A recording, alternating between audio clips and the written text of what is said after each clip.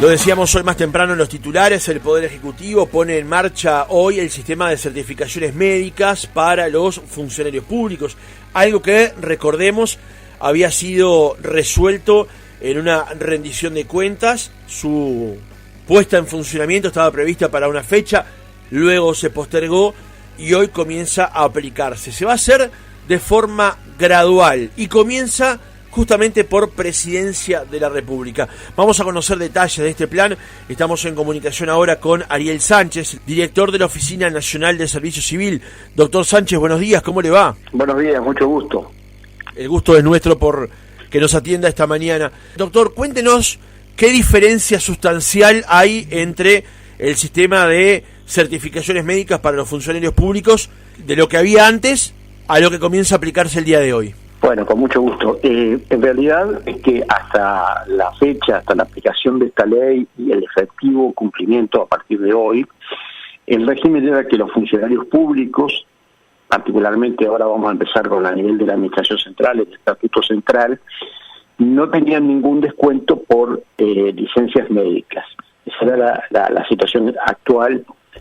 Y a partir de la aprobación, como bien mencionaste tú, de la aprobación de la ley 20.075, que es una rendición de cuentas del año 2022, la rendición de cuentas correspondía al año 2021, y la aprobación del decreto 224, lo que cambia en realidad es que durante los primeros 9 días de licencia médica, como consecuencia de un certificado médico de un prestador de salud que así lo determine, esos primeros 9 días no tiene descuento el funcionario público, y a partir del 10º se abate en un 25% el salario por los días de inasistencia que superen esos 9 días originarios. Doctor Sánchez, ¿por qué el gobierno introdujo este cambio que definitivamente afecta una situación de privilegio, entre comillas, que tenían los funcionarios públicos? ¿Por qué el gobierno introdujo este cambio? Bueno, una serie de situaciones que se fueron dando en el tiempo, en el sentido de determinar que los funcionarios públicos, y particularmente en algunos de los sectores de la administración pública, existían licencias prolongadísimas que afectaban precisamente el desempeño de la función pública, y particularmente en algunas hipótesis, ejemplo, en el área docente, se suplantaba el titular del cargo o de la función en forma reiterada y hasta 3 veces para la misma función y hasta 4 veces en alguna hipótesis. Eso implica, obviamente, un incremento del presupuesto, porque si por un desempeño, por una tarea, por una función, se pagan hasta 4 salarios, indudablemente eso afecta el presupuesto y afecta lo más importante, que es el desempeño de la función pública y el sentido que tiene precisamente el trabajador en el Estado, el poder desempeñarse en la tarea que está afectada. Entonces, ese estudio que ha sido prolongado y que no es solamente en esta administración que se determinó, sino que es una constante, como tú de alguna manera mencionaste, ese privilegio que se entendía que tienen los funcionarios públicos, eran motivos de críticas, de análisis, y bueno, en función de eso el Poder Ejecutivo proyectó la ley de rendición de cuentas, así se plasmó, y luego el decreto, y bueno, ahora estamos tratando de implantarlo. Doctor Sánchez, el proyecto de la rendición de cuentas planteaba que este cambio empezara a tener vigor a partir del 1 de febrero de este año. Eso se postergó por parte del gobierno a pedido de los trabajadores para renegociar algunos aspectos, para que haya un ámbito de negociación. Ahora, desde COFE se sostiene que este ámbito nunca se convocó por parte del gobierno. ¿Qué pasó en estos días entre que estaba planteado que esto se llevara a cabo y que ahora finalmente se concreta? Sí, sobre lo que tú dices, yo me gustaría hacer alguna precisión. En la oportunidad del análisis de la rendición del proyecto de rendición de cuentas, hubo instancias de negociación a nivel del Ministerio de Trabajo y Seguridad Social, en el sentido de el análisis de toda la normativa que afectaba a los funcionarios públicos, y particularmente de este tema que estamos hablando, que son las licencias por enfermedad. O sea que en instancia de la discusión de la rendición de cuentas hubo reuniones a nivel del Consejo Superior Tripartito. Luego, cuando se proyectaba el decreto, volvieron a haber reuniones. En el ámbito de lo que se determinó en la propia ley, que iba a haber una comisión de análisis de este sistema, también se integró a COFE, y recientemente, en forma previa a la instalación, tuvimos una serie de reuniones. Particularmente participé en 2 activamente con COFE. Lo que no es, digamos, una materia que podíamos seguir discutiendo es la prolongación del comienzo del sistema, que es prácticamente lo único que está estaría pendiente para COFE discutir, el prorrogar el comienzo de este sistema. Tenemos una ley aprobada por el Parlamento, tenemos un decreto aprobado por el Poder Ejecutivo reglamentándola, y ahora solamente faltaba, digamos, la implantación del sistema. O sea que no había puntos todavía a discutir, o sea que en las instancias oportunas, tanto de la ley, como decía, como en la oportunidad del análisis del decreto, existieron las instancias de negociación. Y ahora, en estos 2 meses que corrieron desde el 1 de febrero hasta hoy, también existieron 2 reuniones, particularmente una en el Servicio Civil y otra en el Ministerio de Trabajo y Seguridad Social, y lo que planteaba COFE era simplemente seguir prorrogando el comienzo del sistema, pero no hay cambio sustancial en lo que podría quedar pendiente para negociar según COFE, ¿no? Ajá. Entonces, es bueno puntualizar eso, doctor.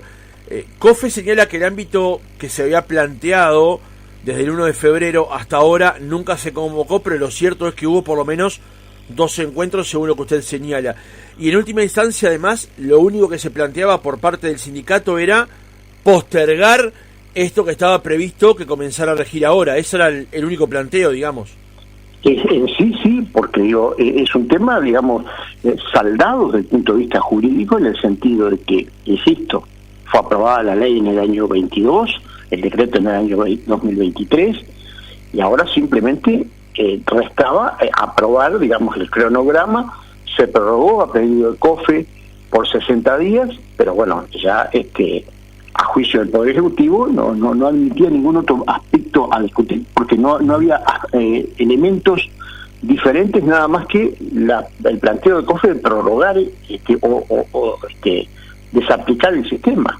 No hay un tema de fondo que estemos discutiendo en cuanto al propio sistema, que ya tiene una aprobación legal y reglamentaria, como reiteré, ¿no? Uh-huh. Doctor, ¿a usted le preocupa eventualmente que COFE denuncie esto ante la OIT? ¿O, por ejemplo, que presente un recurso de inconstitucionalidad ante la Suprema Corte de Justicia? No. Como un hombre del derecho, obviamente no me preocupa nunca que se planteen y se cuestionen los aspectos desde el punto de vista jurídico. COFE presentó un recurso ante el Poder Ejecutivo recurriendo el propio decreto 224 del 2023. Eso está, digamos, de alguna manera procesado a nivel del Servicio Civil. El Servicio Civil ya se expidió sobre el punto, y obviamente no me preocupa, insisto, porque son los derechos que tienen los gremios, COFE, de cuestionar y de plantearlo ante el ámbito que entienda pertinente. Nosotros estamos convencidos, el Poder Ejecutivo está convencido de que esto es un sistema que da, de alguna manera, todas las garantías. Hay todo un sistema que prevé aquellas enfermedades que no están alcanzadas por el abatimiento del salario, que son una serie de padecimientos que están establecidos a norma expresa. Entonces es válido que se hagan los cuestionamientos que se entienda pertinente, y obviamente el Poder Ejecutivo dará sus argumentos en el sentido de por qué entiende de que esto no es, digamos, no afecta los derechos del trabajador, sino que es parte de la competencia del Poder Ejecutivo, en este caso el Parlamento, establecer una norma de tema estatutario, que es la naturaleza jurídica de este tipo de normas. Es el Poder Ejecutivo proyecta, el Poder Legislativo aprueba, y eso está en el marco constitucional. O sea, tampoco me parece preocupante el hecho que planteen tanto la inconstitucionalidad de la ley como eventualmente un planteo ante OIT. Doctor, una última pregunta. Como decíamos en la introducción, este nuevo mecanismo se va a aplicar de forma gradual y comienza justamente en Presidencia de la República. La pregunta es, ¿cuáles son los próximos ámbitos dentro de el Poder Ejecutivo donde se va a aplicar y en qué plazos? Bueno, yo decía de pasadita por ahí que esto es un tema de materia estatutaria, o sea, la propia Constitución de la República tiene un sistema estatutario, digamos, el Estatuto Central abarca una serie de organismos. Comienza, como bien decías tú, hoy, 1 de abril, a nivel de Presidencia de la República, o sea, todas las unidades de Presidencia de la República. El 1 de junio comienza la aplicación en el resto de los incisos de la Administración Central, o sea, cuando digo inciso, se refiero a los ministerios de la Administración Central, con menos de 1.000 funcionarios o vínculos, funcionarios públicos, ya sean presupuestados o contratados. El 1 de junio comienza precisamente para los ministerios de menos de 100 funcionarios. Luego, el 1 de agosto, para los servicios centralizados y organismos de contralor. Cuando digo organismos de contralor, o sea, los ministerios de más de 1.000 funcionarios y los servicios centralizados y los organismos de contralor, Tribunal de Cuentas, Corte Electoral y Tribunal de lo Contencioso Administrativo y Poder Judicial, con excepción obviamente de los magistrados y defensores públicos, y a nivel de los servicios centralizados el personal de la Fiscalía General de la Nación del escalafón N, o sea, los fiscales.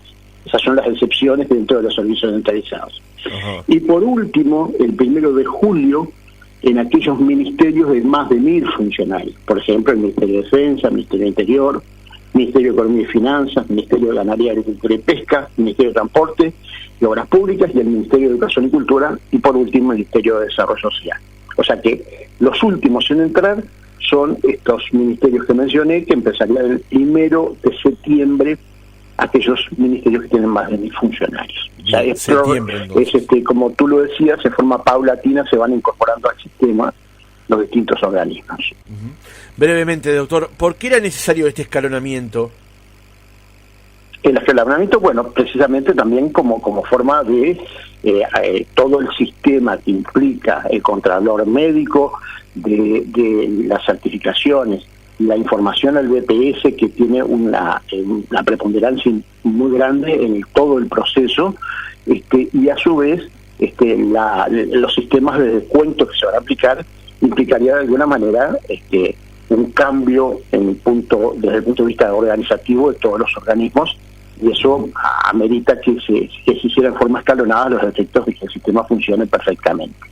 Tenemos que tener presente que si la persona tiene multiempleo y trabaja en la actividad privada y se certifica en la actividad privada, no podría seguir trabajando en lo público, y a su vez también si trabaja en lo público y tiene una certificación en un trabajo público, no podría seguir trabajando en lo privado, o no se aplicaría el régimen de subsidio tanto público como privado.